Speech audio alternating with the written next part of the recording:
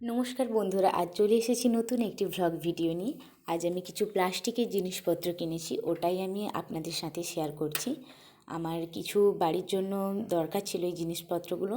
আজ দোকানে এসেছিলো, তাই ওখান থেকেই আমি কিনে নিয়েছি। আর প্লাস্টিকের জিনিসপত্রগুলো ভালোও লাগে। কম টাকার, আমরা মধ্যবিত্ত পরিবার, এটাই চাই কম টাকায় ভালো জিনিস একটু পেতে। এই প্লাস্টিকের ঝুড়িটা নিয়েছিল 100 টাকা। এই টুলটা 100 টাকা নিয়েছিল। এই টুলটাও 100 টাকা নিয়েছিল, এই দুটো টুল 100 টাকা। আর এই ব্রাশদানিটা নিয়েছিল 30 টাকার মতো।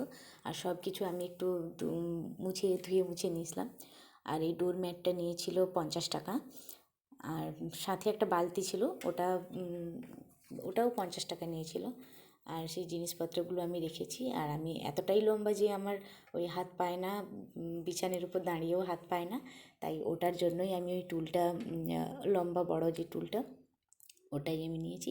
এই টুলটা দিয়েই ওই বিছানার উপরে রেখে আমাকে ওই কার্নিশটা ব্যবহার করতে হবে, তাই এই টুলটা আমার নেওয়া। আর আমার জিনিসপত্রগুলো আপনাদের কেমন লেগেছে আপনারা কমেন্ট করে